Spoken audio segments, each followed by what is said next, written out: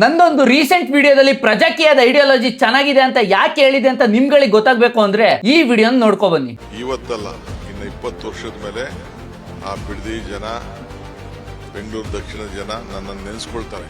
ಏನು ರೈತರು ಎಡೆಟ್ ಹೊಡಿಬೋದು ಅಷ್ಟೇ ತಾನೆ, ಮೊಟ್ಟೆನೋ ಕಲ್ಲೋ ಪಲ್ಲೋ ಎಸಿಬೋದು, ಧಿಕ್ಕಾರ ಹಾಕ್ಬೋದು, ಅದಕ್ಕೆಲ್ಲ ಎದುರ್ಕೊಳಕ್ಕಾಗ್ತದ?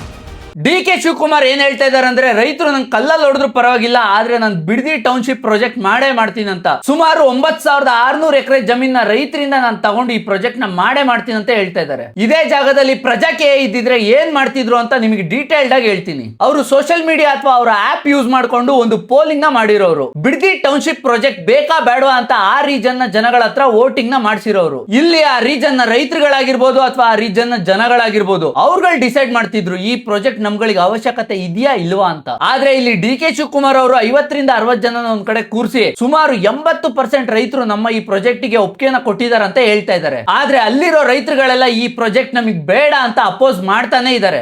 ನಮ್ ಜಮೀನ್ ನಮ್ಗೆ ಇರ್ಲಿ. ಎಷ್ಟು ಜಮೀನು ನಿಮ್ದು? ಒಂದ್ 2 ಎಕರೆ ಅದೇ. ಹೇಳಿ, ಏನ್ ಬೆಳಿತಿದ್ರ? ರೇಷ್ಮೆ ಬೇಡ, ದುಡ್ಡು ಬೇಡ, ನಮ್ಗೆ ಜಮೀನ್ ಬೇಕು ಮಾತ್ರ. ನಾವು ಭೂಮಿ ಬಿಟ್ಟು ಕೊಡಲ್ಲ. ಬಂದಿಲ್ಲ. ಒಬ್ಬ DCM ಆಗ್ಬೋದು, ಬಂದಿಲ್ಲ. ಸೌತೆಕಾಯಿ ಎಲ್ಲ ಚೆನ್ನಾಗ್ ಬರ್ತದೆ. ಯಾರ ಬರಡ್ ಭೂಮಿ ಅನ್ನಂಗಿತ್ತು. ಏನ್ ನಿಮ್ಮ ಹೆಸರು? ರೈತನ? ನಾವು ರೈತರು. ಕೊಡಲ್ಲ, ಪ್ರಾಣವರು ಭೂಮಿ ಕೊಡಲ್ಲ. ಅಂದ್ರೆ ಆ ರೀಜನ್ ನ ರೈತರುಗಳಾಗಿರ್ಬೋದು ಅಥವಾ ಆ ಜಾಗದ ಜನಗಳಾಗಿರ್ಬೋದು, ಅವರ ಮಾತಿಗೆ ಒಂದೇ ಒಂದು ಬೆಲೆ ಕೂಡ ಇಲ್ವಾ? ಅಲ್ಲ, ಡೆವಲಪ್ಮೆಂಟ್ ನ ಹೆಸರಲ್ಲಿ ರೈತರುಗಳು ಬೆಳೆ ಬೆಳಿತಿರೋ ಜಾಗನೇ ಇವ್ರುಗಳಿಗೆ ಬೇಕಾ?